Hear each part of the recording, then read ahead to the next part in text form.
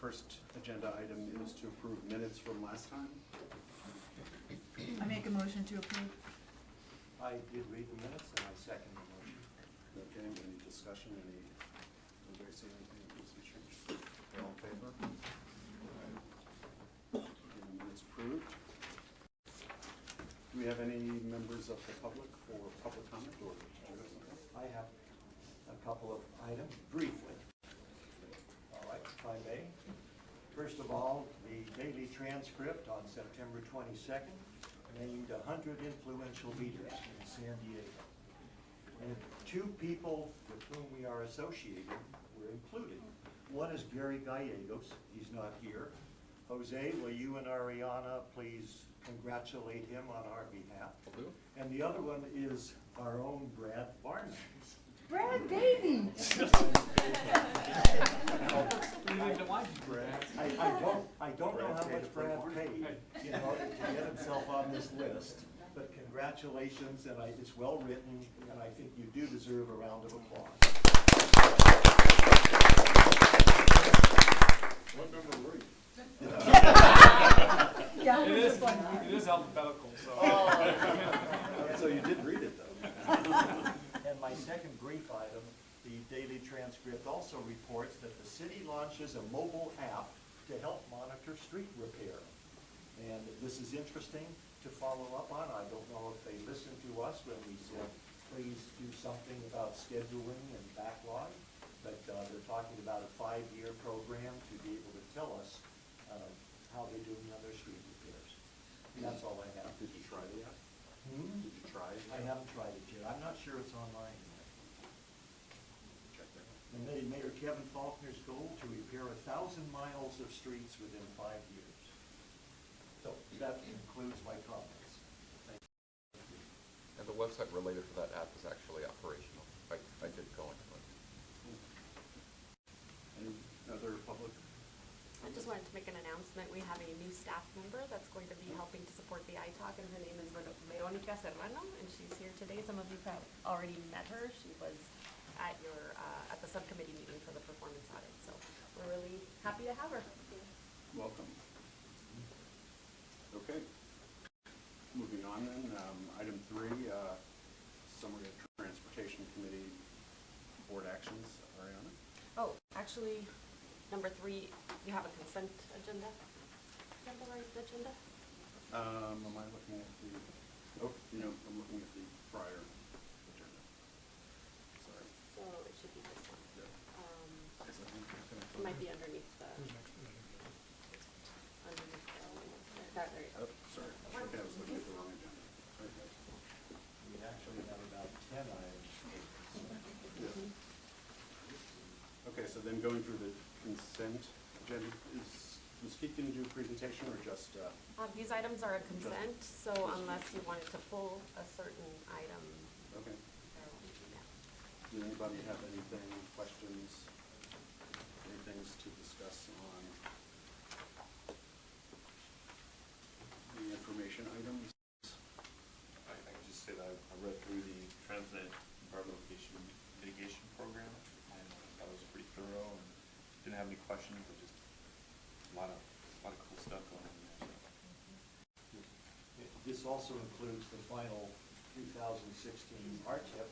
We saw the draft, we commented on it. No changes on that at this point that I can see. Okay. Any other comments or questions? Just a question on agenda item 7, the project report on Transnet Corridor projects. I attended the express lanes I-5 North, the DAR ramp, the direct access ramp, ribbon cutting, and I was just curious how is it being used much by carpool lanes? Is that something that Sanday keeps track of, or Caltrans keeps track of, the use of how many carpoolers are using those direct access We're ramps? talking about the 805?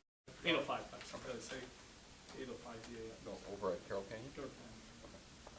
Yeah, Just curious if that's. yeah, we can get a little bit more information on that. Who's using that? Yep.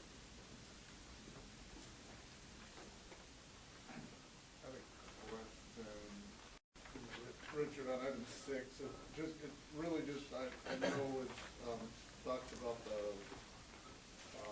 money allocated to the right-of-way acquisition, and sounds like, underway with doing, estimates for the total project cost. Is there like an order of magnitude of that, or is that just like? Yeah. preliminary say, or- So, a little bit of background. If This you is, could stand up so that the Oh, mics can sorry. pick up, that'd be great. so this is a downtown stopover for buses that are congregating downtown. They need a brief period to rest over before they start their return trip, give the bus drivers a break. And the downtown community asked us to not just park buses on a city block, but to build it out to its highest and best use. So we're looking at putting in residential and office component as well. But the stopover piece itself is transit eligible, and that's the cost estimate that we're working on. Ballpark right now, 20 to 30 million. But with all of the components, it's probably a $200 million project itself.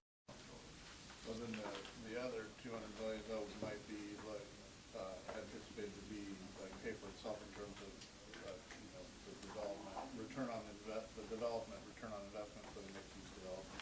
Right. Yeah, we're looking at doing a public-private partnership where we would pair up with a private sector partner to finance the entire project.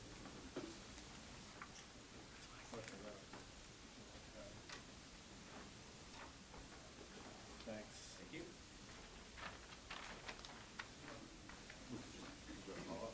No, that was what I had. I just, yeah, that's what I had. I just have a question in general, because I was reading in the paper that apparently there are many citizens who are concerned that although we're building transit and trolleys, that we have never done anything about making access to the airport, to or from the airport with some kind of trolley. And I just am curious, are there any plans afoot? And if so, are they in my lifetime or they're not? There's actually a project that Caltrans, or excuse me, that TANDIG is just about to begin construction on, which essentially it's to improve the access from the trolley stop at Palm Avenue, I believe, which is just north of the county center. And so you would need to walk, I believe it's 2 blocks, to the new rental park facility. And so from there, you can take the shuttle that takes you from the terminal to the rental park facility that just opened. And that would be the closest thing that we have right now. So construction is supposed to begin fairly soon. Okay, but that's not as convenient, you know, when people have to roll their luggage or whatever, the 2 blocks. I'm just, Well, and actually that's part of the project, to make it more accessible and improve the access through that section.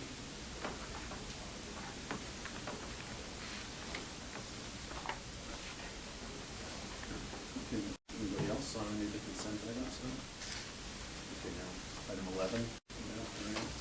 Item 11 is an update on actions that the board or the transportation committee have taken on Transnet-related items that the ITAC has reviewed. And since your July 13 meeting, there have been a number of items that they've reviewed. The transportation committee adopted RTIP amendment number 13 to the 2014 RTIP, which you reviewed at your July meeting. Staff also presented the Smart Growth and Active Transportation Grant Program quarterly status reports. And then the Transportation Committee recommended and the board approved also a number of items, including the 2016 bond issuance, which you'll hear more about as part of Ray and Andre's report on your agenda today. They also adopted the final 2016 RTIP, which has been on a couple of your agendas so far, and that was approved, and that's also on consent agenda today. The EMP annual work plan for fiscal year 2018 and funding for FY 2017 also was approved. Transportation Committee recommended approval of the budget amendment for the downtown bus stopover and multi-use facility, which you just heard a little bit about. The board approved the senior mini grant call for projects as well, and also approved the San Diego River Bridge double track budget amendment and the letter of no prejudice for the Elvira to Marina double track project, both on your consent agenda today as well. And then you may recall, just to close the loop, or rather, before I get into that, the 2016 ITAC annual report was scheduled for the July board meeting, and that was packed agenda, so we ran out of time, so now that's scheduled for the October 28th board meeting, and Chair Halpern will be presenting that to the board later this month. And then last but not least, just to close the loop on the request that you had to provide an update on the Coastal Rail Trail Chesterfield to G Street project, bike project. We've been providing updates, and the agreement between Sandag and the City of Ensenada has been executed. And so now project has resumed, the work on the project has resumed, and we're working diligently to meet those ATP deadlines. So. Is that the one that we were presented on that had the alignment that went forward with design and then the city council Right. denied that alternative or something? Yes. Okay, so now it's back on track. I asked a question about something he passed out. It has to do with the resolution of necessities on the Mid-Coast Corridor Transit Project. My curiosity wants to be satisfied, and who are we acquiring the property from that we had to condemn? Do you know? Actually, there's been a number of resolutions of necessity all through the corridor, so this is really more to just keep the schedule of the project. It's not necessarily that, The end point. right, that's how we want to proceed, but this is necessary to maintain the project schedule. We anticipate being able to, Okay. settle with all of the property. Thanks.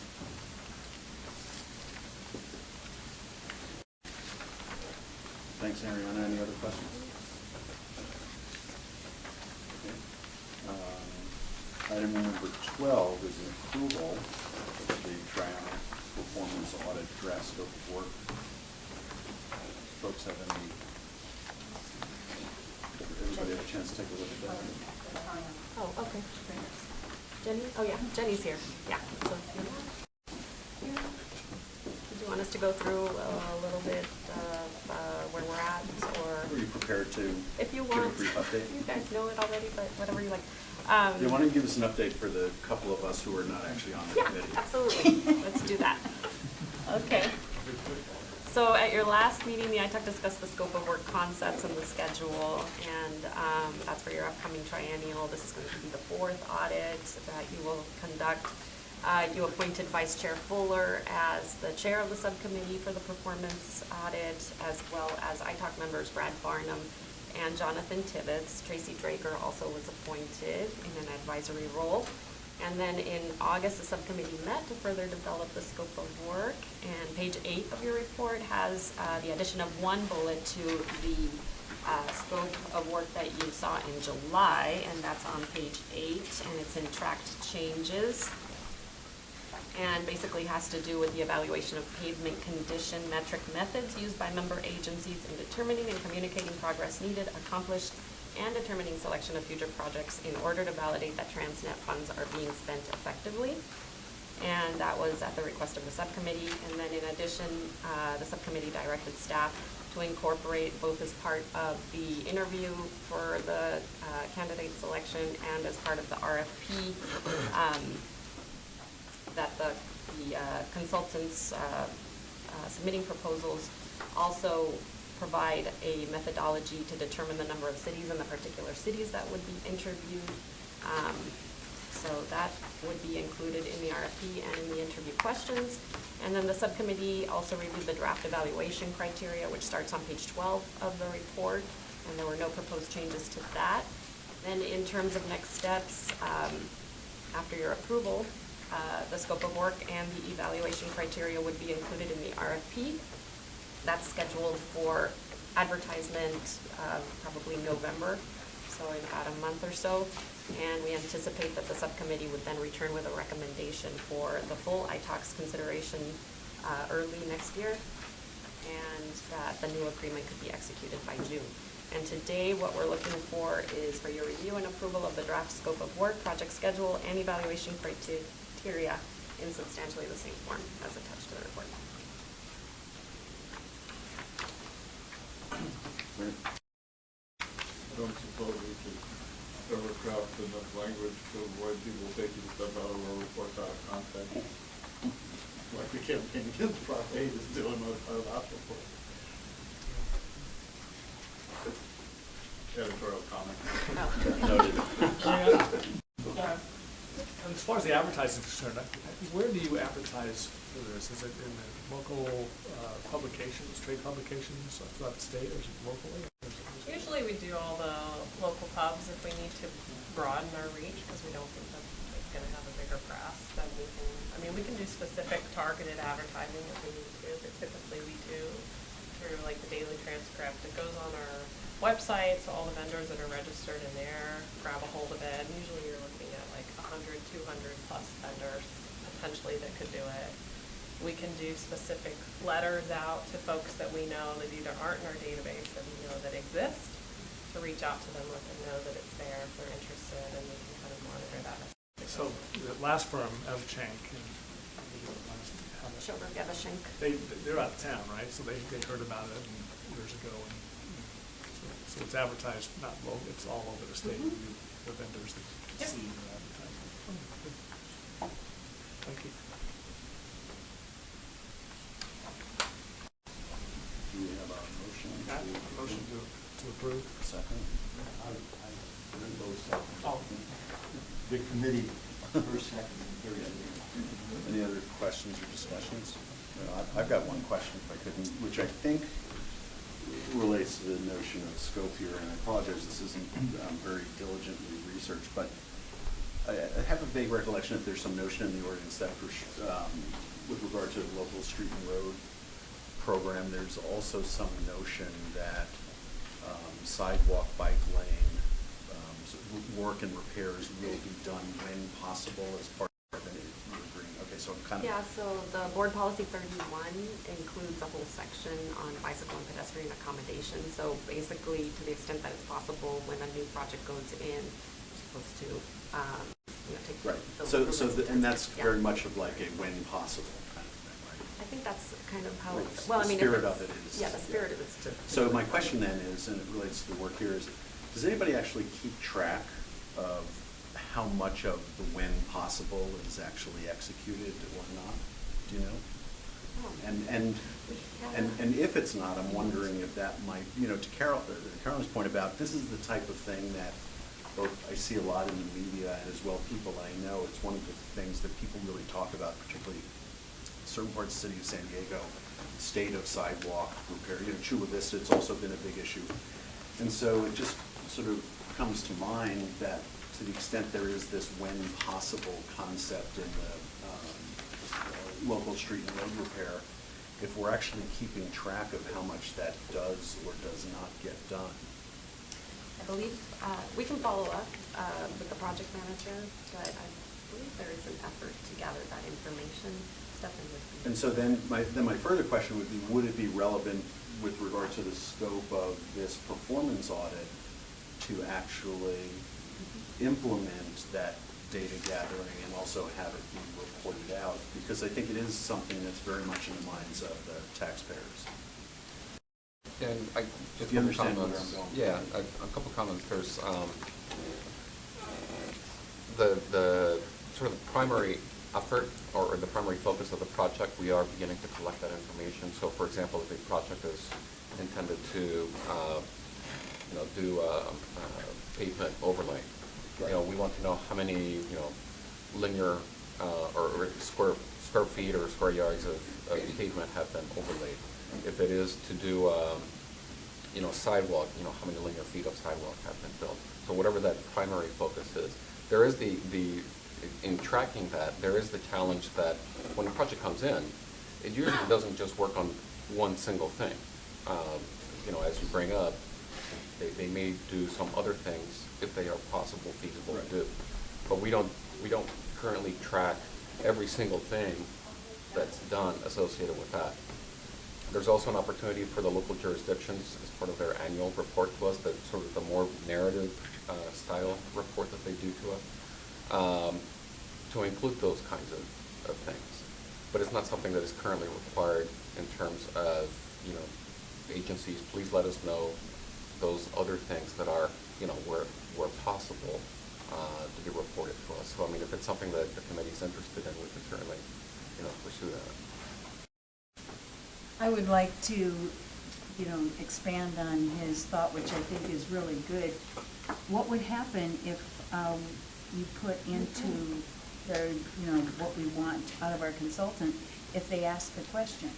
Because it seems to me that once you ask the question, it gets people thinking along those lines. And I think that's really good, because you're right. Where possible, well, if nobody ever talks about it, it sort of disappears. What about as part of the evaluation by our consultant, they ask the question to the local agency, and they might not have an answer. It sounds like they probably don't, but at least it will start them thinking along those lines. Yeah, I guess I would say two things. One, yeah, that's certainly part of it, is that it's part of the process of interviewing. The consultant should ask the question. And then, Jose, getting back to what you're describing, I have no knowledge of the actual sort of documentation that goes along with these projects, but if it's even conceivable to add into whatever project proposal documentation there is, as part of this project, will you also be doing any sidewalk, bike lane work? If not, why not, or something? Because I think from the perspective of the taxpayer, this is an issue you hear a lot about. Someone who's really, really cynical would say perhaps that when possible language is just feel-good language, and if there isn't any reporting and accounting of it, then what good is it doing? So again, it might be a helpful thing to find a way to be tracking and to be reporting on it if it's done unreasonable. So our board policy 31 does allude to that. So there are procedures for excluding accommodations, and so in submitting a project to SANDAG for inclusion in the Transnet program of projects as part of the RTIP process, the agency has to notify SANDAG that bike or ped facilities will not be included. So we can follow up. Yeah, or maybe maybe as part of the reporting, there might be somebody creative can think of a succinct way of characterizing. Because wouldn't it be a great thing to be able to report out to people that of all of the road repair projects, 88% of them also did sidewalk and bike lane. You know what I'm saying? It would be interesting to know that. Really good point. I mean, I'm aware of a project, I don't know if it was Transnet funded, but like City of San Marcos recently did like 3 miles of a slurry seal maintenance on a major arterial. When they did it and they restriped it with bike lane buffers that didn't exist before. So the project was just maintaining pavement, but then when they restriped it, they added the bike lane buffers, and that's a great thing, but I don't know if it's, like, to your point, whether that's reported or acknowledged. So is this something that you wanted to add to the audit scope, or just have a follow-up at a later date? Okay, so what we can do is maybe draft one bullet point, run it by the subcommittee, and then make sure the subcommittee's good with it, and then we could still approve it today, if that works for you. Yeah, subject to that. Subject to that, includes the substantial and the same form language. Good point, Betty. Adds to the, our previous audit said, and this is the thing, this is the thing that, some of the people that are against the new measure are campaigning, saying that even the Oversight Committee identified that the local street road programs don't have, I don't know what the words are using are, but effectively that they don't have methods to even measure what they're doing and effectiveness of it. And we know that we've been working since the audits have identified those things. We've been working with the local city engineers committees, and there's a pretty robust, things that have happened and that are actually doing, in my opinion, a good job of addressing that. But then this type of thing would add to the, add to that and potentially, it makes it stronger to show, because to just jump to the conclusion that because the data doesn't exist, therefore it's not happening, that's the thing we're risking by not having some of this available.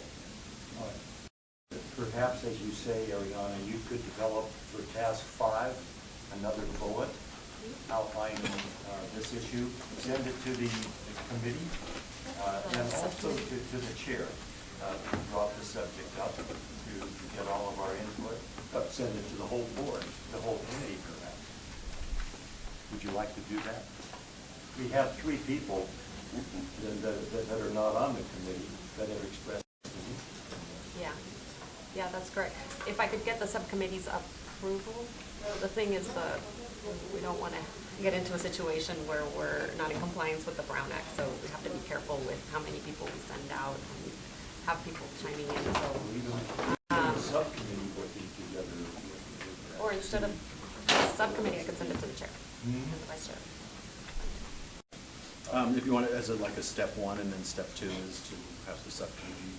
That's still, That's would not be in still right. compliance. Okay, what would work? Tell us what works. Either I send it to the Yeah, subcommittee. I think you hear what Or we're saying, so the chair. process-wise, Otherwise we have too many I people. respect your judgment Yeah, about the process. otherwise we have too many people chiming in. and How about sending it just to the chair? That's He's the fine, one that brought it up. works. Yes. And if he buys in on it, we respect him Okay. and we'll believe, Will do. and that's consistent with the Brown Act. Yes. Okay. Okay. Great. Do we need to amend the motion? Well, okay, so then do we have a proposal to adopt the motion that We made is sort of the the motion. amended motion? Well, I can just amend the motion to. To include this. To include To bullet the language. Can I make a motion for you? Okay, I move that we approve this with the addition, after it is reviewed and passed by our chair, to include the concerns about the other work when possible. That's The correct. original motion was made by Mr. Tibbetts already. By what? Mr. Tibbetts made the motion already. Do So we you want to have make an to- alternate motion or just have him amend the original? But I think And then the Brad second made- Well, was I by think that was Mr. me. Varner. I think we should- I think he's second, so I'll withdraw my motion. So I can withdraw my motion. Okay, why don't we'll withdraw the prior motion, and we have a new motion made by Ms. Lee. Right, hopefully she got it, because who knows if I can say it again. But did you, Tessa, were you able to catch what I said? Oh, I love you. This is good. Do we have a second for that motion? I said. Okay, all in favor?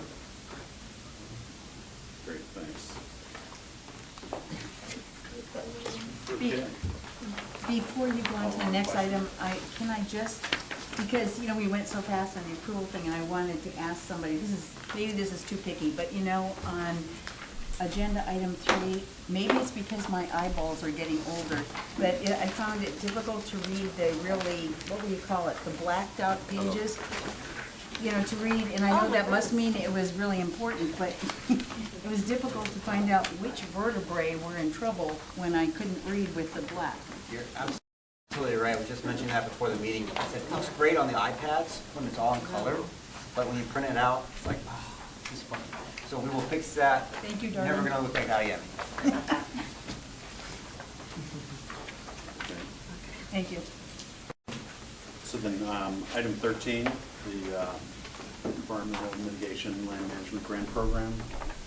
It's a discussion item. Does Sarah have a presentation for us?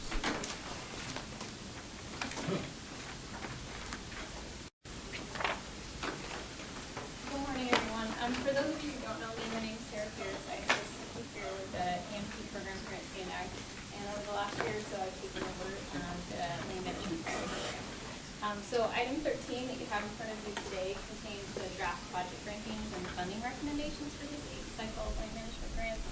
You might remember I was here in February or March to share with you some of the evaluation criteria that we have for this next cycle.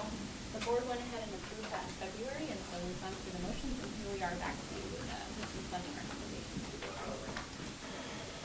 So just by way of background, and you probably know most of this from reading our quarterly reports, we've had 7 previous cycles of these grants.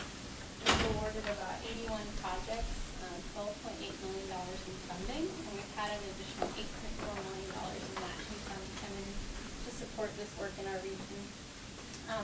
And these projects, they're typically maybe signage, fencing, directional walkway projects to protect existing habitats and species, maybe removal of invasive species, and then also the recovery of habitat, some habitat that's been burned previous wildfires. So the picture here on the screen is from a 2008 grant that was awarded to the U.S. Fish and Wildlife Service to plant some cactus for the coastal cactus run, and you can see that cactus is kind of taken off So I mentioned before the board approved this call for projects in February. Our applications were due in June. We received 32 applications for the $1.8 million in funding. And it's a lot to review, so this is what our evaluation committee had to look at going forward to figure out who would receive funding for this cycle. So the previously awarded 81 grants are shown on the map here in gray, just to kind of give you a little bit of context of their spread throughout the region. The 32 applications that we received are shown on top of that in the orange here. And then the 17, sorry, Michael, I think I might have put something.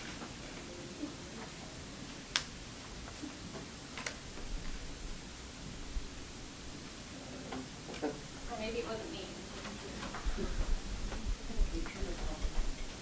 Go to slide 5.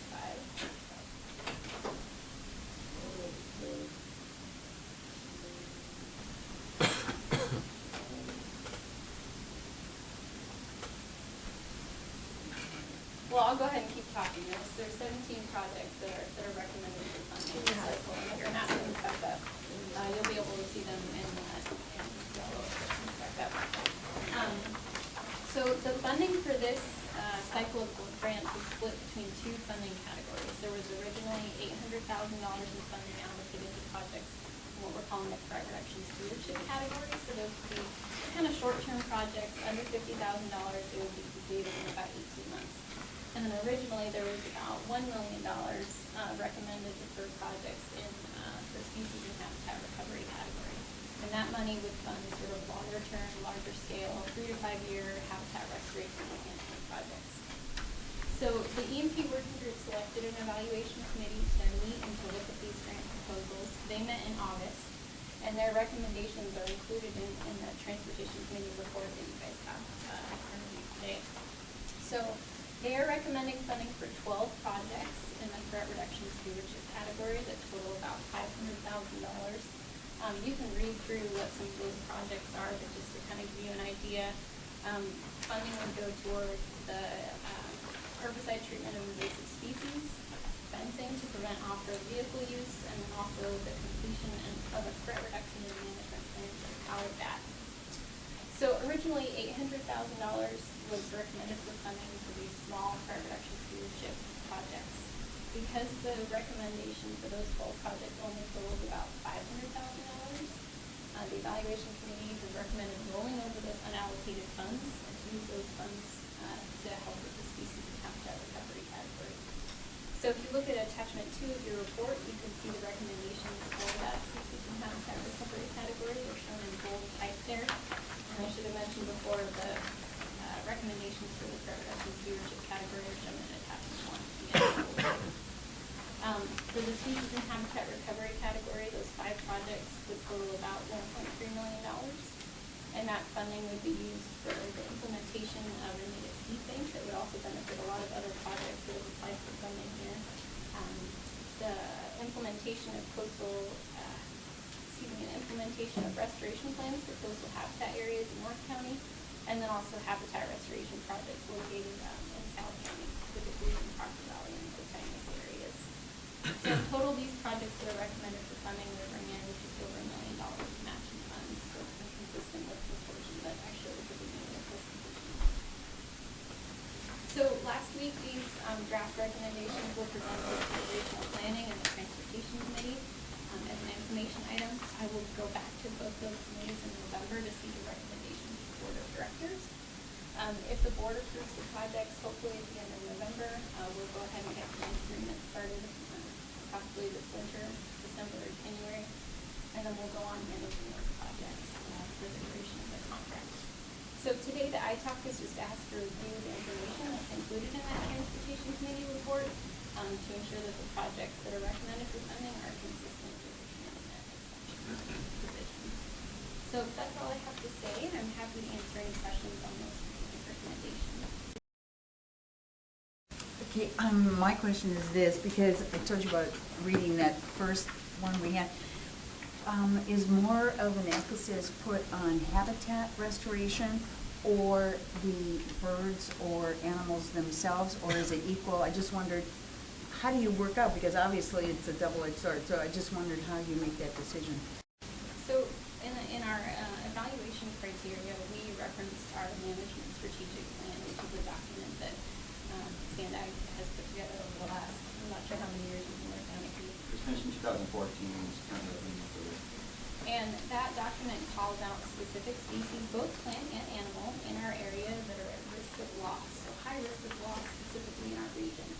And generally, the grants that apply for funding that recognize that they're going to help more of those species that are at highest risk of loss are awarded more points. So it could be animals, it could be plants. Generally, there's a nexus, because if you restore habitat for a particular animal, it can also help, the most endangered species in our area. So usually there's a nexus between the two, habitat and critters.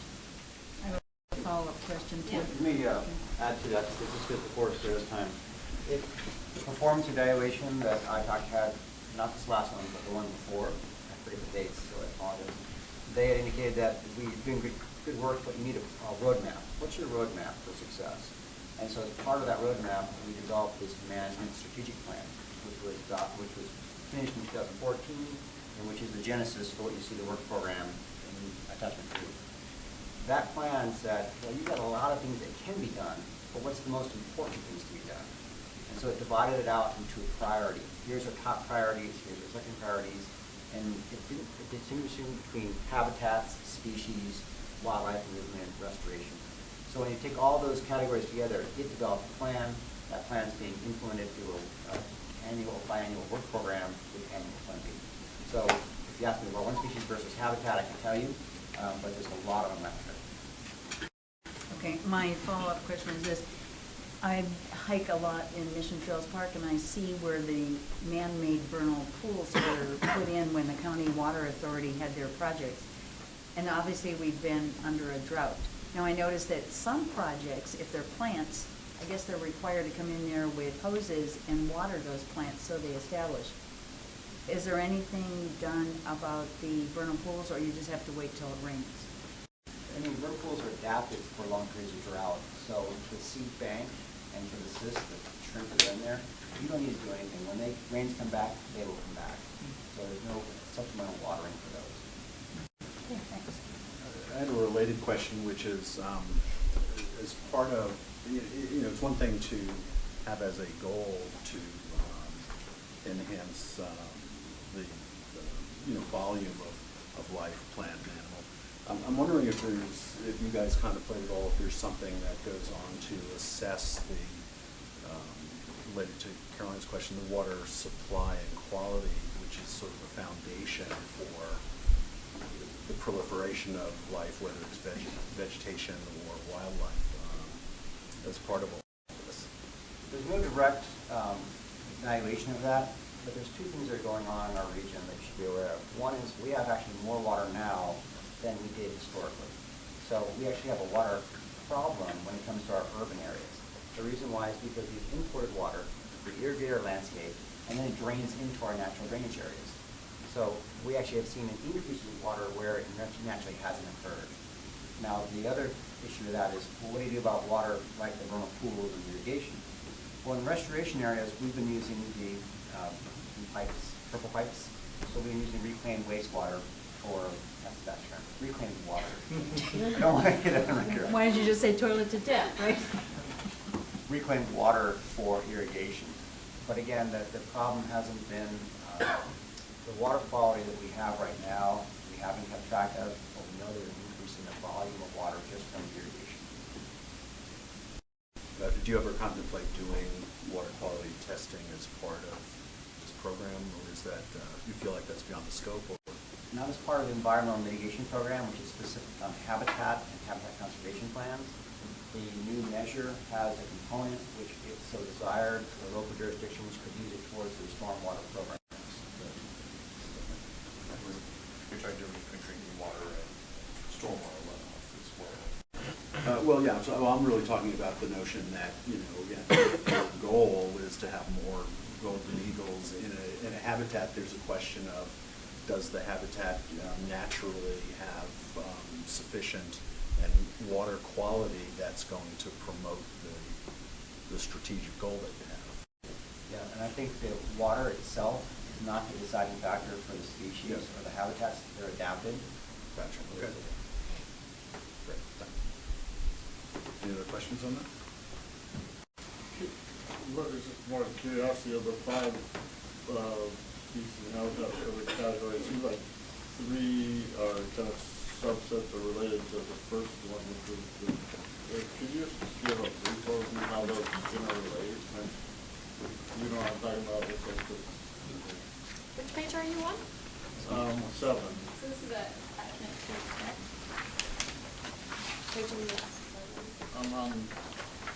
So there's 5 projects ranked in the long-term species and habitat recovery category, and the first one is the San Diego Zoo seed bank, and then it seems like 3 of the other 4 are related to that one. So that's what I'm asking, just how they, just a layman's overview of how they relate. Well, let me jump in, Sarah, because it's exciting for me. So I apologize. Sarah's done a great job with this, and this has really been her show, and I hate to take the thunder away from her, but it's what I'm excited about. So you are absolutely right. The first project that went highest priority is related to the other projects. So the first project is to work with the San Diego Zoological Association, or the Institute for Conservation Research, as they're called, to bulk seed, create seed for the other projects on that list. And so the idea is, and I hate to use the term, it's the Walmart for seed, but it's a one-stop shop. So we can save money by doing it the economy of scale of having seed grown in one source and then used freely by other grantees. And so we saved, by working with the zoo, we've saved over $200,000 in these other grants where we can reduce them. And the other grantees then start developing those relationships, so we have this one-stop place for seed source. And with that, Sarah, do you want to add anything? I was just gonna say, a lot of the proposals when we got them originally, they were gonna get seed from sort of an outside source. A lot of them contract with botanical gardens up in kind of Rancho Santa area, Santa area. So by having this local seed source, like he said, we're able to cut down on the cost from bringing in seed from elsewhere, and it just really does help to create that relationship for local seed. Yeah, I'm assuming that, and part of the zoo one is a non-profit entity where some of these other sources are operated different. They could go to nurseries that would be for-profit or... Right. It's exciting for me because we can actually create a nonprofit that creates something larger than what we are grant funded. Plus the zoo is providing about $200,000 in matching funds, so it's a win-win situation. Yeah, that's great. Okay, that helps me a lot. That's really interesting. Any other questions on that one? Thanks. Item 14 is Lisa. Quarterly financial report.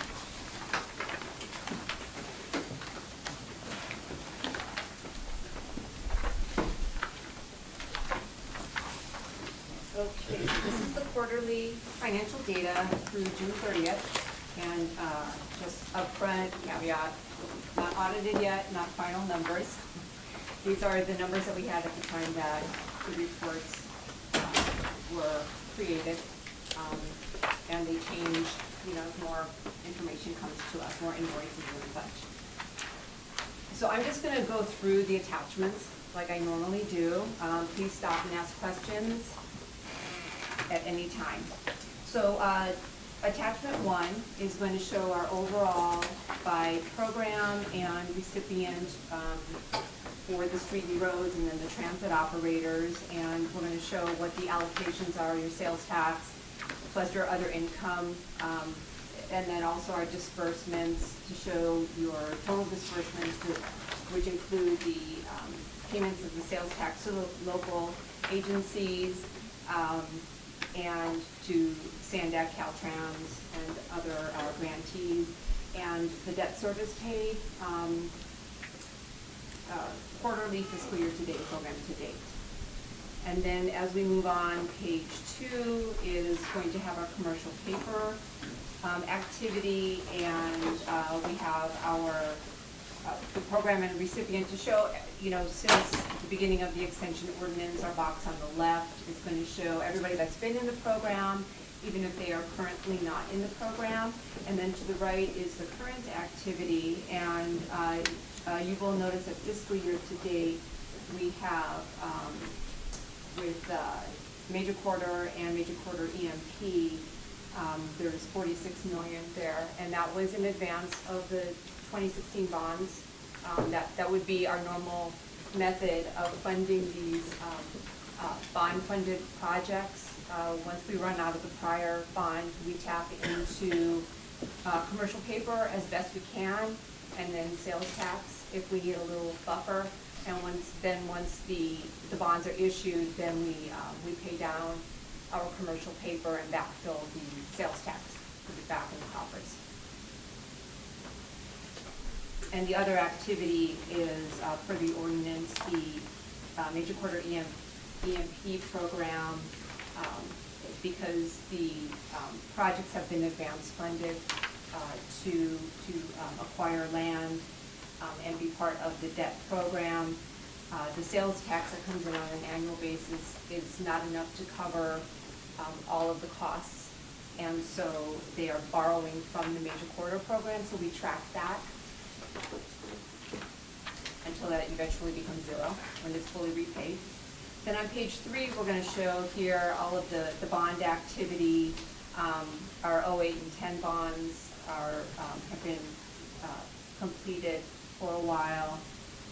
The proceeds fully dispersed, as well as the 2012. And then the 2014, we did spend the final amounts for major quarter and EMP programs, which would be what we call the SANDAC project funds. This fiscal year, there's still a little bit of proceeds outstanding for Del Mar and Santee, and those will trickle down slowly as they ask for reimbursements on their projects, their approved projects. Are there any questions on this attachment? No? Okay, moving on to attachment 2. Okay, so this is our big one that we spend a lot of time on every quarter. And now at June, when we present the June 30th, there are a couple of differences to this. So first of all, I'm going to go through the different columns to explain the differences. So column A is just our cumulative revenues received to date. Column B, normally you're going to see a number there. But when we come to June, there's no more allocation left because we've received 12 months of revenue, right? So we just zero that out. Then we're going to show what's been dispersed, and the dispersed is going to be, from the SANDAC point of view, what we've paid out of the sales tax, leaving the balances at SANDAC. We also reach out to the local agencies to obtain their balances, and once again, not final. These are as good as the data they gave us, their numbers, to come up with our cash balances for the LSI program. And then one of the original thresholds to look at was the 60% spending. So you can see there were 2 jurisdictions that didn't meet that. Everybody else was good. Then we move on to our RTIP. Now, this is the remaining programming. If they had spent everything, then this would be 0. But there's typically a balance of programming remaining that had not been drawn by the end of the fiscal year. And then we come to column I, and this is maybe my little note here. So this is the cumulative balance available, but it doesn't at SANDAC, and that would be if we had paid out everything that they had programmed. This is where we would be. But we know that that's not the case. Then we're coming over to column J. Normally during the year, column J is what you're going to look at. We're going to look at taking into account what has been spent by the local agencies, plus what they have remaining in programming, right, which is their plan to spend. This is where they would be at year end. But we know that's not the case because we are at year end. So that brings us to column K. So this is the column for June 30th. We only provide this column to you for this report, this specific report, and this is based on the actual numbers. When we redo our calculation to say, well, based on everything that's been spent, where are they? And so, you know, looking at the 75% threshold that the ITOC has set. So we have 5 jurisdictions that have a spending rate less than 75. Carlsbad, Chula Vista, Encinitas, Escondido, and Oceanside. They've all provided a letter, which was part of the attachments. And I mean, a couple of them were very close, 72.1% in Chula Vista and Oceanside at 71.6%. So they, you know, they did come in very close. And then, you know, also if you look at Encinitas, kind of the third one highlighted down, they had 767,000 remaining in programming, so they were very close to getting to what they have programmed, even though it's not at the 75% threshold. They still, I think, stay pretty close to their plan. Are there any questions on this one? Yes. My question is this, and we've probably discussed this, but I can't remember what the response was. When they're looking at what they spent, does it include encumbrances or only cash out? Right, it would just be cash out. Okay. Yeah. So that would make a difference here too. What is that? I said that would make a difference too. It would, exactly, right, because you're going to encumber at the start of an agreement, a contract, right, exactly. Yes? Well, I take this as positive news about the city of San Diego's efforts. You do agree they're up to 83% Yeah. expenditure. We will hear from them in November, am I correct? Correct. In which we can discuss. Yeah, this is sort of what they told us at our meeting that we had. So these are positive results. Yes, absolutely. Any other questions on this attachment? I want to say you did a good job here. Oh, thank you. Yeah, I was going to say also, all of the little additions and, Yes. you know, sort of addendums Yes, right. that over the at least 3 years or so I've been here, that added up to make this really so much easier as a consumer of the information. Oh, So good, it's helpful. good. Appreciate it. And thank you, Lisa, for going through it again. Yeah, sure, absolutely. It helps every time. Okay, so let's move on to attachment 3, and this is showing our sales tax through the end of the year. The bottom section is by month, showing what we estimated, and that would be the updated estimate that the board approved in February, I believe, compared to the actuals, and then it shows us, it's showing us both our cumulative, our estimate to actual cumulatively, and then against prior year actuals. Then we have at the top, it's also showing by fiscal year. It gives you a comparison of the fiscal year estimates to actuals, and then also our little, where it stands. So we ended the year at 2.48% actual, and we had forecasted 3.5%. The center paragraph is updated once a year, so it has been updated for June 30th. And if you do have any questions on that, Ray is here and answer those questions for you.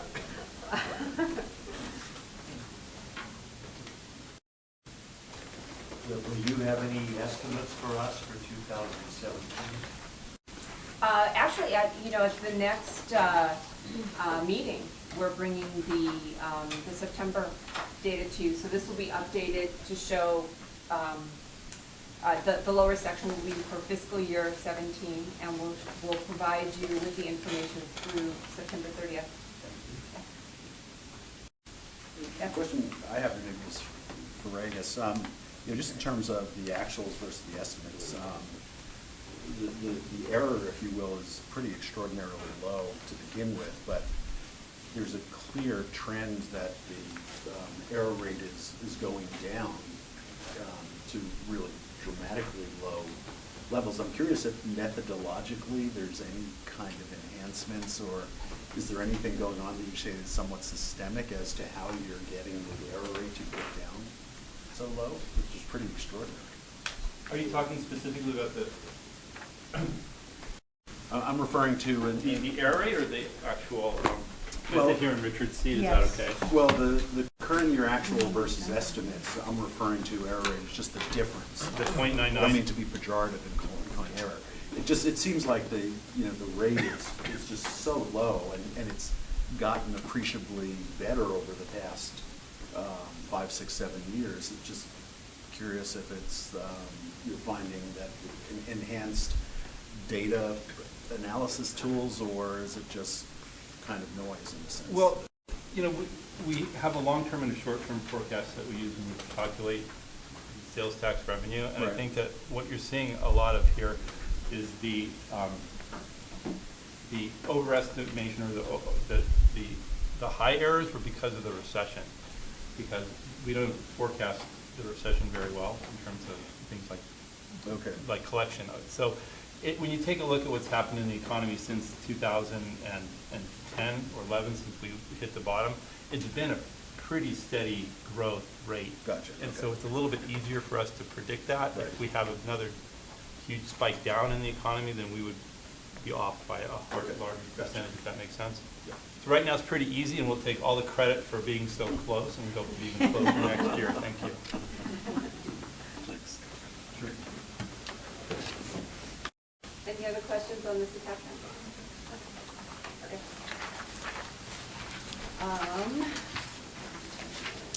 So attachment 4 is going to be your blue sheet.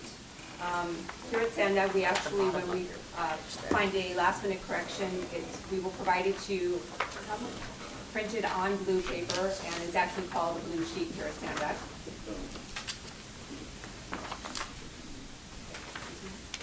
Right there it is. So this is the ITAC operating budget for the year. I did run the numbers this morning, and the actual numbers have not changed. So I believe those are going to be our final. So the ITAC chose to forego their annual allocation and just use some of the prior year carryover. There's $98,000 in expenditures, so that still gives you a carry forward balance. We also have some other carry forward balance down in the other available funds. Now the interest in the lower section was estimated at the time, and when I pulled in the interest earned this year, it's actually a little bit less than that. So what I'm finding is that your carryover balance at the end of fiscal year 16 is about $280,000, which then, as you can see, looking at your FY17, the ITAC once again chose to forego the annual allocation and tap into that carryover to bring that carryover down a bit. Any questions on this one? No. So we'll move on to number 5. So number 5 is looking at our maintenance category of the local street improvement. So this is the cannot exceed 30% of the annual revenues for maintenance, but they can use more than 70% on congestion relief. So this is looking at what SANDAC has. We're not taking into account any balances or activity happening at the local jurisdictions. That's taken care of through the annual agreed upon procedures, the compliance audit. So we're, A, B, and C is showing us what our allocations are, our revenues. A is going to be the sales tax, the transnet funds. B is going to be our other, interest earnings for the most part. And then it gives us our total allocated, our total revenues. Then we're showing what has been spent thus far, and that would be a combination of payments, disbursements to the local jurisdictions, but it's also going to include costs of the program, such as bank fees, very small percentage. So it leaves us with our ending balances there. And then what we do is, we also provide you column F, which is going to provide what the actual cash balances are. And that is different from the carry forward balance, because we have to, at Sandav, we have to separate out this 30% and track it cumulatively. But because some of the local jurisdictions use more than 70% of their LSI, their street and road funds, for congestion relief, the cash may be less than this carry forward balance. So, you know, when a jurisdiction programs for maintenance, we look at that. We say, you know, well, how much cash do you have, and what's your allowable balance? We take the two into account. So we have a handful of them that have spent more than 70%, and those are denoted in column F, the bold. So we have Coronado, Del Mar, La Mesa, National City, Santee, Solana Beach, and the county. Any questions on that one? I'm Yeah. confused. So Okay. if they do spend more than 30%, They cannot spend more than 30% on maintenance without special approval. They can spend more than 70% on congestion relief. I understand. So these that are in bold, they did spend more than 30%. No, they spend more than, they use some of the cash that we were holding for their congestion relief projects. So we Yes. don't, so they spend more than 70% on. They spend more than 30% on maintenance. No. No, it's like they borrowed some of their maintenance cash for congestion relief projects. So it reduced the allowable, or the available balance for their maintenance projects. For next year? For the next year. So what could happen is, if the cash balances in total are less than their carry forward allowable balance for maintenance projects, let's say next year they don't spend anything on congestion relief, and it increases our cash balances, and now they want to use it on maintenance.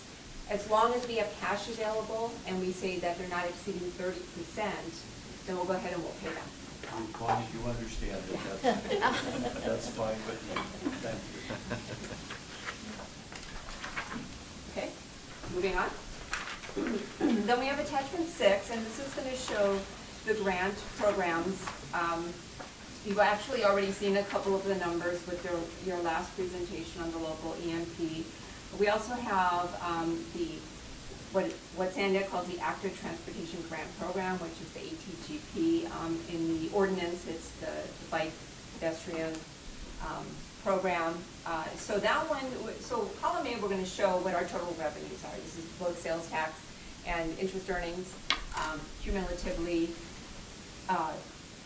Then we're breaking it down. We say, well, you know, some of the money for a few of these grants is not specific for a grantee. Some of it may be used for a broader purpose of what we're calling our non-grant or our regional projects. So we've broken that out for you in columns B and C. But because we're focusing on the grants, we then carry forward to our grantee expenditures. So every of the revenue that's been awarded, you can see what has been spent to date, and some of that may include accruals for the year. And then we have what has not been spent yet but has been committed. The one that I do want to point out is the senior mini grant. You'll notice that there's been a total of 10.1 million of revenue received to date, but they have close to 12 million in awarded. And that's because their grant cycle includes FY17 revenues. So of course we can't, if for some reason the grantees accelerated their projects, we can only pay based on funds that we have on hand. Any questions on that one? No? Okay. So then the attachment 7 would be the letters received from the 5 cities that did not meet the 75% threshold on their LSI spending.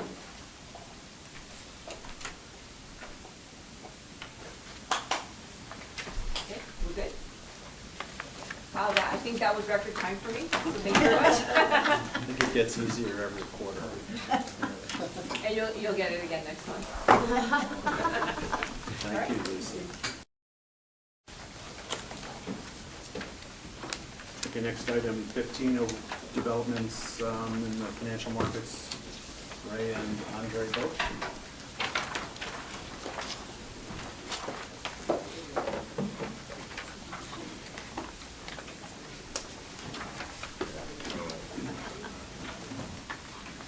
Right, good morning.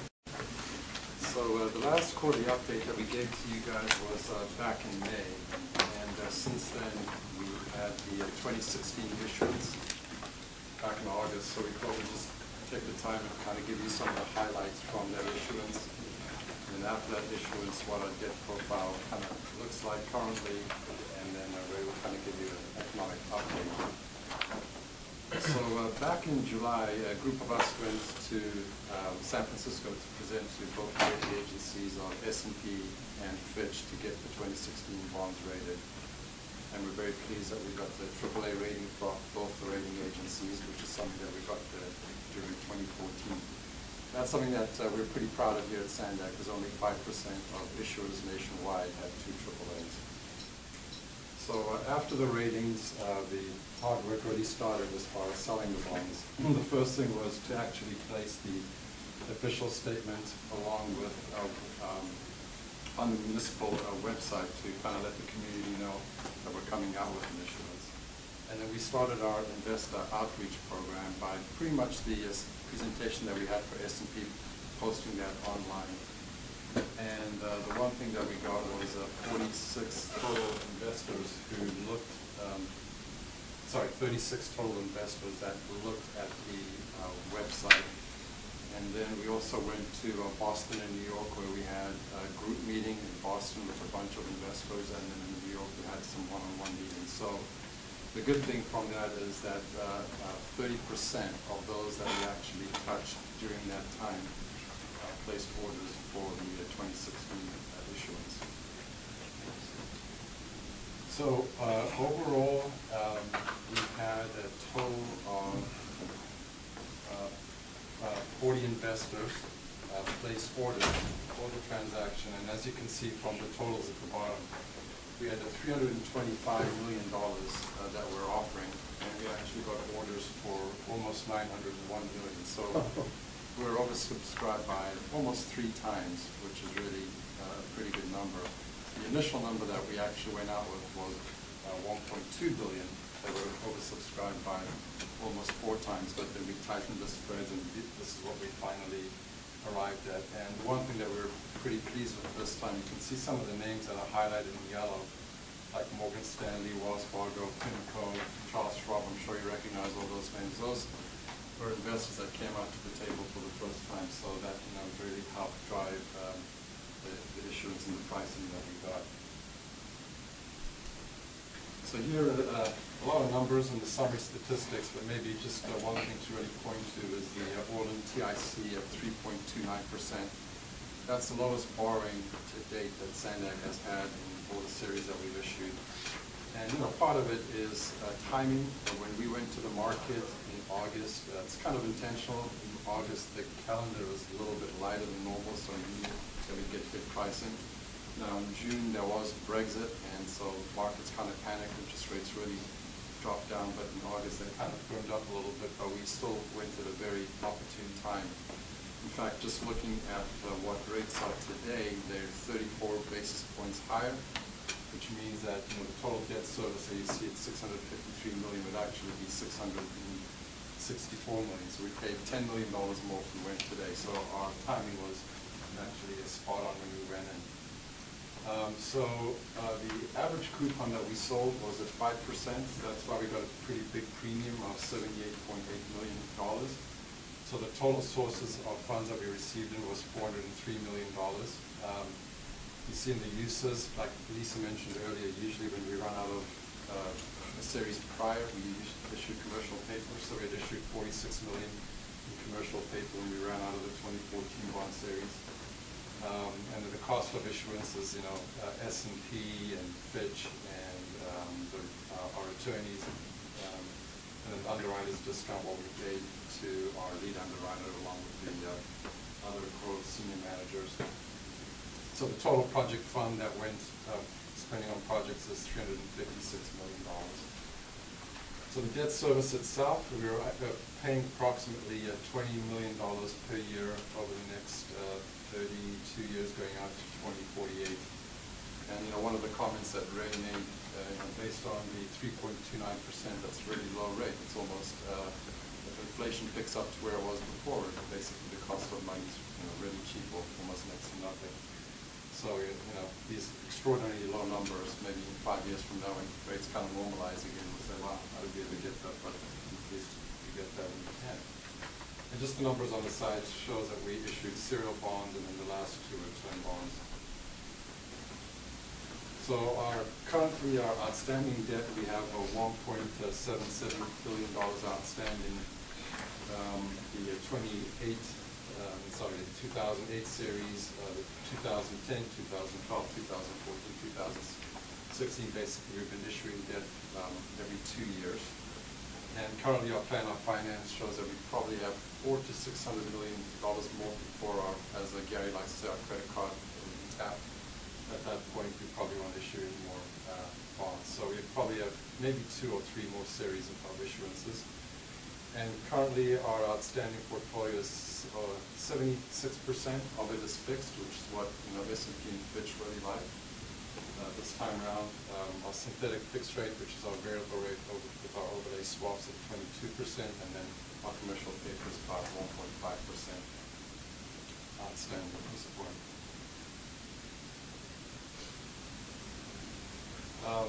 Our projected debt service coverage is, right now the maximum annual debt service is 2.62 times.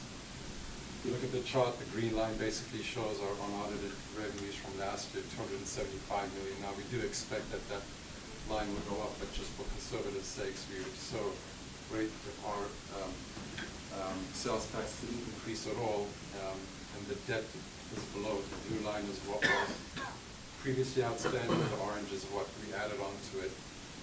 So it's $105 million is our annual debt service. So the 2.62 shows that for every $2.62 that comes in, $1 of it goes towards debt service, the balance of it goes towards projects.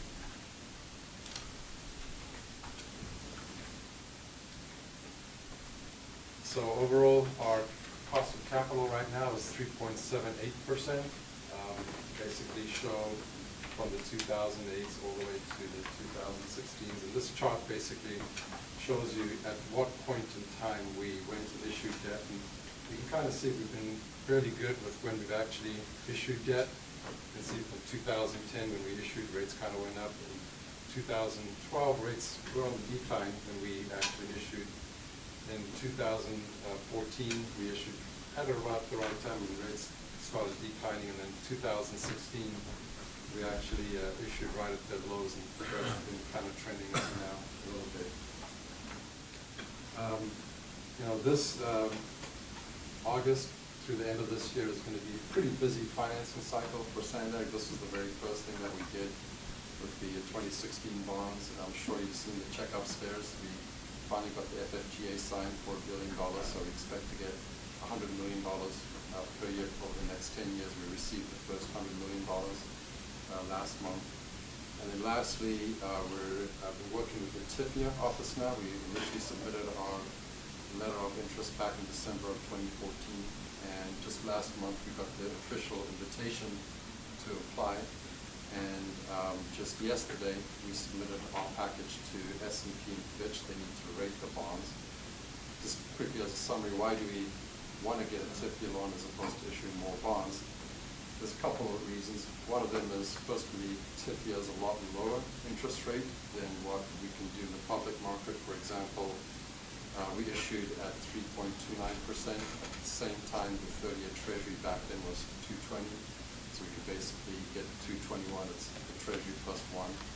So the interest rates are a lot lower. And secondly, they're a lot more flexible. As you can lock in your loan, you can borrow it at a certain time period, and then it's very flexible as far as the payment schedule. So that's why we're going after the TIFIA loan. Plus, the TIFIA loan we're looking to put on the third lien.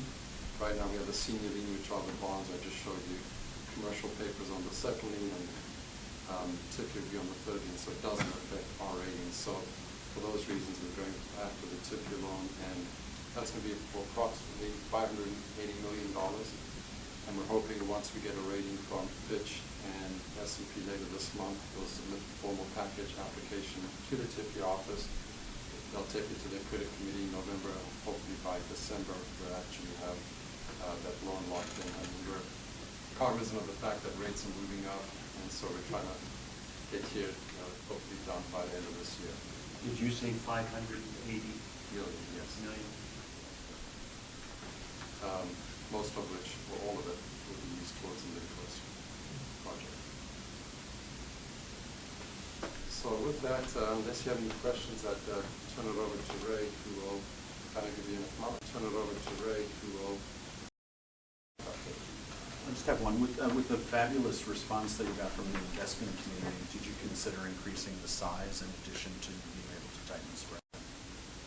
So that's a question that we always kind of struggle with a little bit, is you want to raise a certain amount of debt, but for example, right now I'm earning 1% with that $250 million that I've received in proceeds in the bank, but I'm paying 3%. So you don't want to raise more debt than what you can consume within a 2-year period. So that's why we've gone out to the market every 2 years. It's just because levels are so low for us to actually invest the proceeds. So yeah, we could have raised more debt, but then we're looking at our project scheduling, and we can see that we need that much money over the 2-year period. So it's more economically feasible to, hopefully if rates are not going to jump up too much, within 2 years we raise more debt. Now, rates are 5-6%. Yeah, sure, we should raise more debt now, but I think, we're fairly conservative, and obviously you see as rates have come down, it's a good thing that we haven't issued more debt than we necessarily needed. Okay, thanks.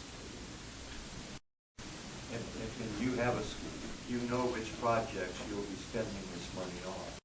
Yeah, absolutely. So we get from the transit office, Jose's group will basically give you a cash flow schedule. They tell you what their cash flow needs will be for the next 2 years. Correct. Any other questions for Andre? Thanks, Ray. Well, thank you. The slides that I'm going to show you now are slides that we shared with the board on October 9th, I believe. And these are based upon the slides that we showed the rating agencies in terms of why we would be a good credit risk and why we would deserve a AAA rating. So we did that presentation in San Francisco, and there was a large component that had to do with the strength of the economy. So some of these slides I haven't shown you, but that's where they came from. We thought you might be interested in seeing that. One of the points that we wanted to make was that San Diego has a diverse and expanding economic base. And so we took a look at the way the economy is broken down into different sectors. And this bar represents 100% of employment within San Diego in 2015. And what you see in the red area are the traditional economic sectors. So when you hear a news report, for instance, and they say, construction is down, or you hear retail trade is up, or those types of things, they're always talking about things in the red section of this, which is kind of the traditional stuff. And you see that it represents smaller than 50% of our economy. The blue sectors are really what drive our economy right now, which are the innovation, tourism, and military sectors. So that's what drives San Diego. The green sectors are those support services that are required by any city that exists, that has population. So you're looking at healthcare, education, and government. Okay?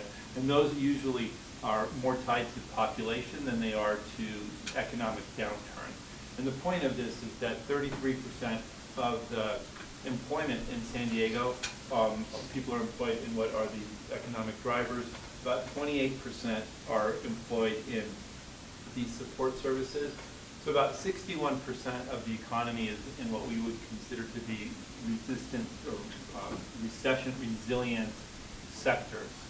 Okay? That doesn't mean that we're not susceptible to downturn. It doesn't mean that these sectors can't turn down, but typically these are less susceptible during a typical recession, which usually hits things like construction and transportation and retail, those type of things. When you look at the selected employers in those particular sectors, we have some very, very strong things going on. You know, you look at tourism, we have the #1 rated zoo in the world, and then we have a bunch of other reasons that people would come here for tourism too, including SeaWorld, Legoland, Balboa Park, Mission Bay, Torrey Pines.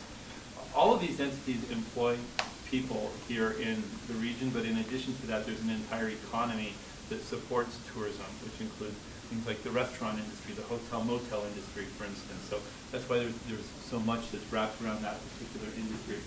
When you take a look at innovation, for instance, think about the revolution of the cell phone over the last 20 years. I mean, the iPhone has only been out for 10 years. And everybody now has a smartphone, and it's fundamentally changed the way that we do business, right? I mean, you check your email. I mean, it is completely revolutionized the way people work. I remember the first time I was at Sandag, the way that we communicated was we had little sticky pads, and if somebody wasn't in their office, you would write, "Come see me," and you put the time on it, and you go put it on their door, right? And then you grab the sticky pad, and then you go to the person's office. I mean, that was communication 25 years ago. And now it's all cell phone. But the important thing here is that Qualcomm, which is a San Diego-based company, which is a spin-off of UCSD, really revolutionized the way the entire world works when it comes to communication.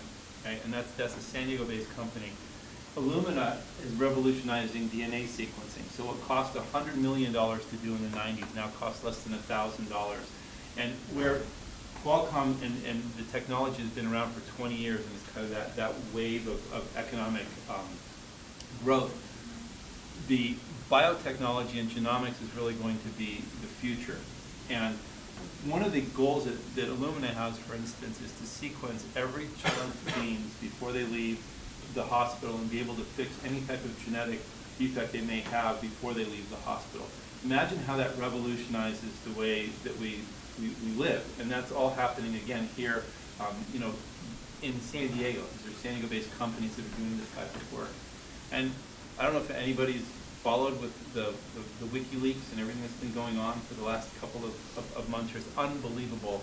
There's absolutely no security right now in terms of cybersecurity. And there are companies like ESET, Northrop Grumman, and Spobworks, which are leaders in cybersecurity. And in the next 4 or 5 years, companies are going to spend close to $1 billion on cybersecurity, especially because of what's been happening now. It's just obvious that that anything can be hacked. And these type of companies are driving that next wave of information and the security of that information. And again, that's happening here in San Diego.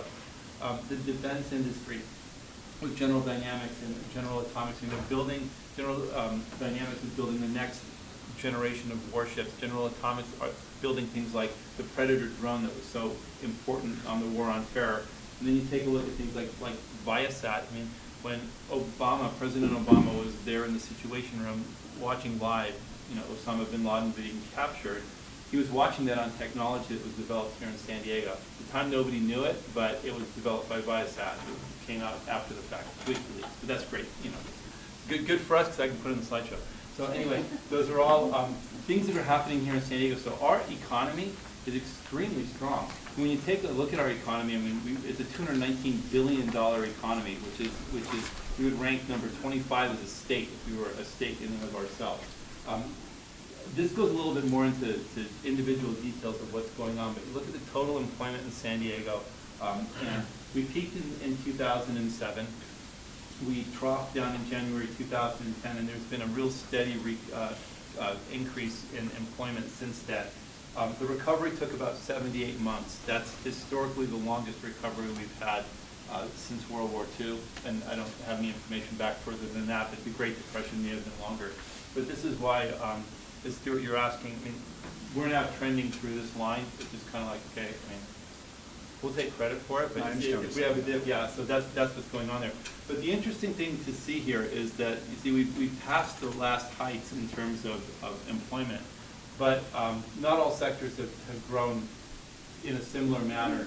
And this slide shows the sectors that are recession resilient versus the ones that were susceptible to the recession that I talked about earlier, you'll see that innovation, tourism, military, healthcare, education, and government, so the ones on the left-hand side, all grew through the recession. So you saw the graph of employment, and you see that at the peak, which is at the last peak, which is the blue bar, followed by the trough, which is the green bar, followed by current statistic, which is the orange bar.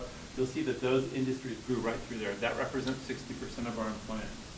The sectors that got hit by the recession are retail, trade, transportation, utilities, finance, insurance, and professional services, construction, manufacturing, and other services. And really what got, if you take a look at it, you see that construction still hasn't recovered to the levels that it was at in 2007. And retail trade has not recovered either. Manufacturing is also still low. So really the only sector that recovered was the professional services and a little bit in terms of other services, which is kind of a catch-all category. So these are the sectors that got hit. So you know, somebody who was in the construction industry, they felt the recession really hard, and you know that from being here. When we take a look at wage growth in San Diego over the recovery, what it shows is that it's been relatively slow. So there's been, since 2004, wage growth has increased by 34% for the median income earner, 32% for the bottom quartile, 43% for the top quartile, okay? But when you correct that for inflation, what you see is that over that time period, so over the last 12 years, in real dollar terms, even the top quartile of earners has only increased by 0.99% in real dollar terms. You see that the bottom quartile has only been up by 0.25%. So, you know, when people say they don't feel like they're getting ahead, a lot of the reason is that in real dollar terms, wages haven't been increasing here in San Diego. The orange line represents just, you know, what 5 years back. And you take a look at that and you see that in the last 5 years, there's been really no gain at all. In fact, 5 years there's... Yes, sir. With regard to the wage growth, do you, off the top of your head, does gentlemen know how that compares to either state of California or national kinds of levels? It's similar, better, worse? It's similar when you look at it from a global perspective. There's some areas that have done better in terms of wage growth, like the Bay Area, for instance. Some part in Orange County has done better. But it's similar. This whole recession, and it's not a local San Diego problem. Since the last recession, the jobs that were created coming out of the recession were low paying. And so what's happened is that as people have gone back to work, they've gone back to work for sometimes significantly less than they were working for before. And so that's why you see this type of distribution. And I think this graph is going to illustrate what's happened here in San Diego. And again, this is indicative of lots of places in the nation. These green dots represent employment in sectors by wage rate. So you'll see in the upper right-hand corner, there's a sector that has about $100,000 in average wages and maybe 170,000 employees. So that's what this graph shows. In 2010, measured in 2015 dollars, so the dollars have been inflated, the average wage in San Diego was $56,100. Here are the different industries that overlay on top of that, and you can see where they were in 2010 in terms of employment and in terms of wages. And you all have the graph in front of you, so you can look at this. The ones above the bar, or above the green line, are those industries that pay above the average wage. The ones below pay below the average wage. And when you take a look at each sector, you'll see that each sector we've seen job increases. So if that's what's being reported, you know, everybody says that's great. We've got job increases across the sector. We've created 24,000 jobs in healthcare, for instance. But take a look at what's happened in terms of real wages, and that's represented by the blue dots, and you'll see that real wages in many of the industries has actually come down. There are a couple that went up, so innovation and manufacturing went up, tourism went up by $200, but there's a lot of part-time employment in tourism also, so that could be just, you know, working a couple extra hours over the course of a year, which is a good sign, but that's why you see an increase there. So since the bottom of the recession, San Diego has gained 130,000 jobs. 30% of those were in categories that pay above average wages. 70% of the jobs were created in below average wage jobs. And so the average salary of the jobs that have been created is $49,400. So it's brought the overall average down to about 55,300. Okay, so the issues here obviously are things like purchasing power, and the fact that in San Diego, if you take a look at what's happening to rents, or you take a look at what's happening to the cost of food, for instance, they're going up exponentially, which means people have less money to pay towards disposable or discretionary purchases, which are really the retail sales type of items, and which is going to impact us in the future in terms of our ability to collect additional sales taxes. In terms of a forecast, when you take a look at what I'm thinking is going to happen in the next year, the sectors that are economic drivers, the innovation sector I think will continue to thrive.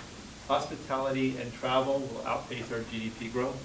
It's a strong sector. It'll continue to be that way in the next year. Military will also continue because as we go through the Pacific pivot, we're moving more ships here to San Diego, and there's a large investment being made in San Diego over the next couple of years. 50% more ships are being added, and so you'll see military continue to be a strong sector in terms of employment. Population-driven sectors like healthcare continue to grow, especially as the population ages and as there's a shift towards home health care, which is why the salaries have dropped so much in that particular sector, and also new therapies and treatments, a lot of them being done at home, which increase jobs over there. Education remains stable, and government seems to just grow with the population. When we look at the other sectors, the retail trade sector, the outlook there looks weak, and a lot of that has to do with retail employment, and that's because a lot of retail trade is being shifted to the internet. People are purchasing online, so there's less need to hire people for brick and mortar stores, and this is something that hasn't completely played out yet. It's going to continue to change the economy and the number of retail jobs that we have over here. On a good note, though, we do recover that sales tax revenue if it's sold by Amazon, for instance. That does come back to the region, so we don't lose that part of it. We just lose the jobs that are supporting it. Financial professional services expected to grow very slowly over the next year. Construction and real estate, however, are the kind of the shining star in this particular sector, where it looks like construction will continue to grow in the next couple of years with interest rates being low and having such a dearth of housing, a lot of demand in that particular area. And manufacturing, which was pretty much decimated over the last 30 or 40 years here in the region, continues to recover steadily, but it only represents about 4% of the economy the way that we're measuring it now, because we've taken some of the high-tech manufacturing and put it into the innovation sector. So we see growth in those sectors. The more traditional manufacturing, though, continues to grow very slowly. So that's what we see for 2017.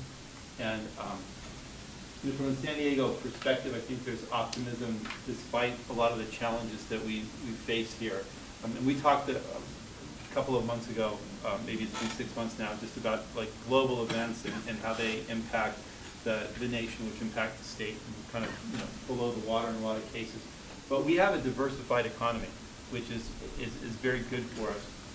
We have a very highly capable workforce, which is very employable, and we have a good framework here in the region to support economic prosperity, especially in those sectors that we talked about, innovation, military, and tourism. And I don't know that we should really discount the international border and the impact it has on San Diego businesses, and then also people coming across and spending money here for retail sales. In terms of our challenges, nationally, we are going to face slow growth for the next year or two. And regardless of what happens with the presidential election, I think 2017 is not going to be a banner year in terms of growth. So we have that challenge. From a state perspective, we have state regulations that really hamper a lot of growth locally, especially in construction. And despite ourselves, we continue to grow, and a lot of it has to do with low interest rates, keeping venture capital investments high, which are going into high tech, a lot of it in the Bay Area, so that keeps California kind of buoyant, which is good. But we need more trickle over here. Water shortage and distribution, I think, continues to be a statewide problem. Our problem is more allocation than it is lack of water, but this is something that impacts us here locally also. And then locally, and it's caused mainly by drivers nationally, we have job creations in predominantly low-paying sectors, and that'll continue to be a drag on the overall economy in terms of perceived wealth. It leads to declining purchasing power, and it makes housing affordability just difficult in this region. But the outlook, I think, is that we have a resilient economy. Our unemployment rate is at a very low level right now. It's lower than the state and national average. We have continued job growth, and we see improvement in wages, especially in the bottom quartile of workers. There's a positive outlook for those industries that we have large shares of, including innovation, military, tourism, and healthcare. And our housing market has, for all intents and purposes, recovered. And then we have this revitalization of the urban core, which I think is really important because if we would have gone the way of some other places where you end up with urban blight, like Detroit, for instance, it eats out the center of your city. And it makes it almost impossible sometimes to revitalize that. And we have people moving into downtown at an increasing rate. It's becoming a very desirable lifestyle to live in the urban core. And so it has a lot of positive impacts as we redevelop that. So that was kind of, in part, the summary that we gave. This is the short version, but if there's anything that I can answer for you, I'd love to do that.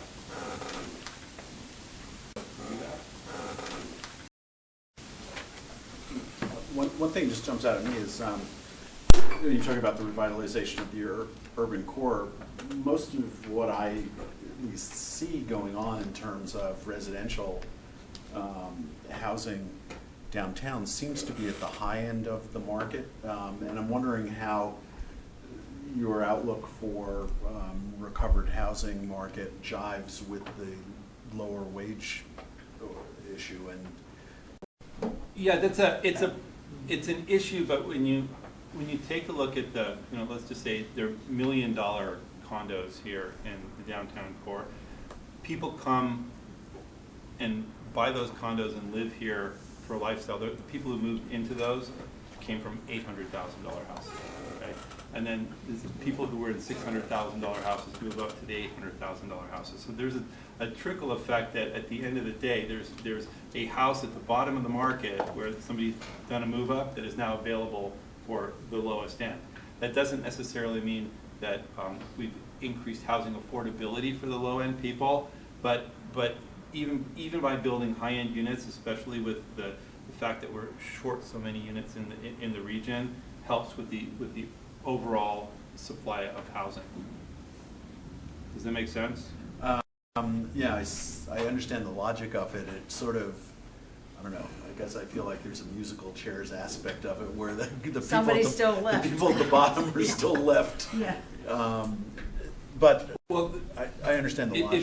It frees up some of the housing on the low end, yeah, right? Yeah, yeah. But if you're trying to solve... But it doesn't really, well, I guess the question is then, does it really create enough new income, lower or moderate income housing? No, this hasn't, and it won't, because we're short probably 30,000 units in the region, and we're building at a rate of about 10,000 per year right now.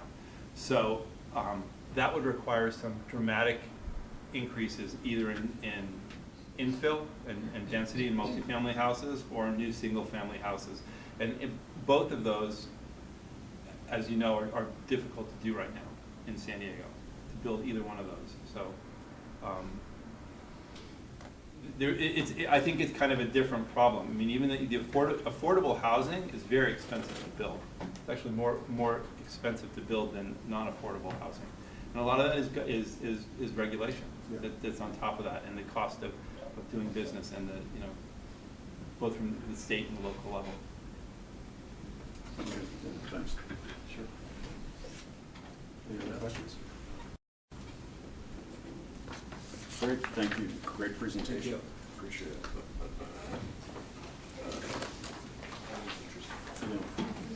Yeah. Okay, so future meeting schedule, November 9th. Yes. We know now people have issues. It's the day after the election. We all might have had heart attacks. Or hangovers. I'll be here. I'm here. I'll be here. I'll be here. Okay, so it looks like we can have a quorum, Okay, great. at least for now. All right. Do we have to vote on the meeting adjournment? No. Okay. Thanks, everybody. Has Michael done his chance?